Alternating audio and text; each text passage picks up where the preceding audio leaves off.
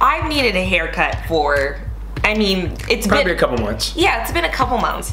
My hairdresser, I feel like any black woman knows the struggle. Not everyone can do our hair. And within the spectrum of black hair, there's so many grades of black hair. So not everyone can do every grade of black hair. So anyway, my hairdresser moved to the boonies. He moved to the boonies, and I feel betrayed. I think I told the story of how I let a literal white man, I let a white man do my hair, which was I'll never forget that picture. it was such a mistake. I need to throw that on Instagram. Can I put that on Instagram one day? I don't know if I'm ready for that shame. Because I knew better. I knew better. But I went and I said, do you do black hair? And I called and he said yes. And when I got there, I realized his specialty, he was a colorist. So I think when I called, he thought I meant brunette, not actual like texture black hair. So anyway, he was in over his head. Took him 2.5 hours to do my hair.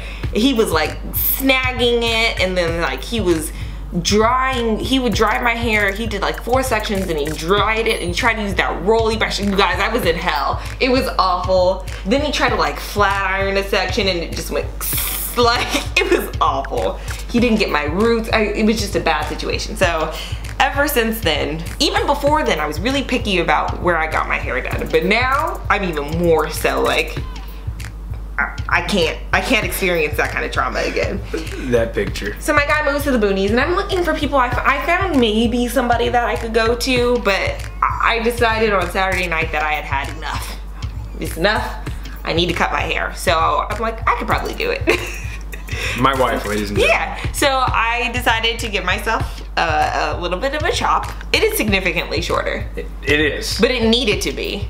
And I kind of don't care. I think it's fine. What do you think? It does look fine. Now, I don't know how your roots look. I don't do hair, so I don't know with taking scissors to your hair. It's like, yeah, it looks good. I don't know. You know, but it's noticeably shorter.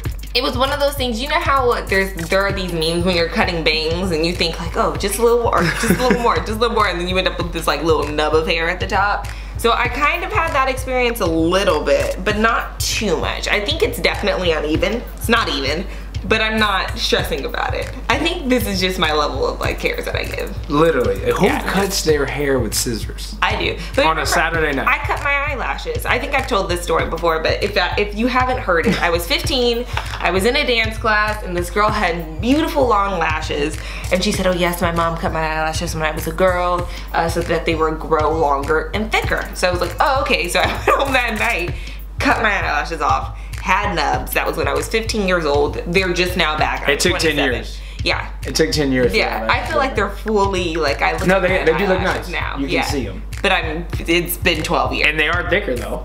They did grow back thicker. They're not to the longer part yet. But just took a decade to get there. Yes, so I wouldn't recommend it. I mean, again, impulse. I didn't even think about it. I was like, oh, okay, yes, I want longer and thicker eyelashes too, so I shall cut mine off. And that is what I did. I once chopped a strand of my hair with toenail clippers, because I didn't know. You never told me this. I just wanted to see if it would work. Whole curl in my hand. I was like, oh, it worked. Joy.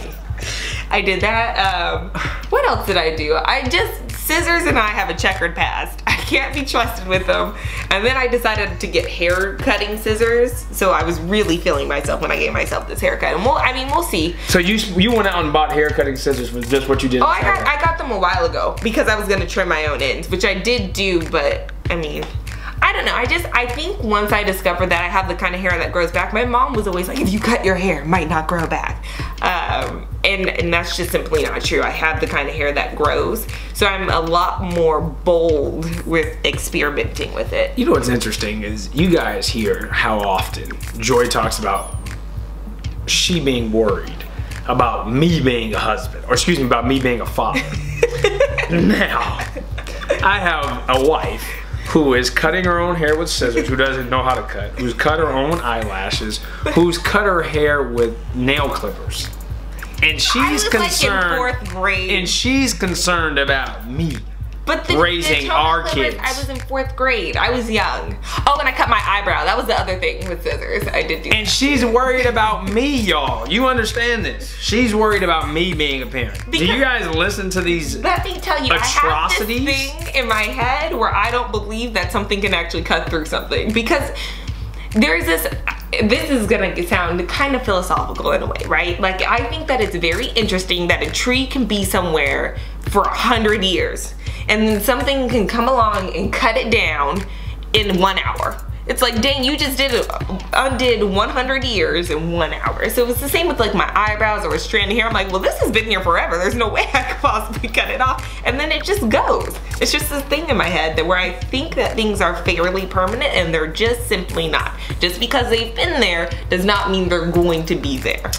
I'm gonna have to learn how to do my baby's hair. I'm a little concerned. I'm not gonna cut our children's hair off.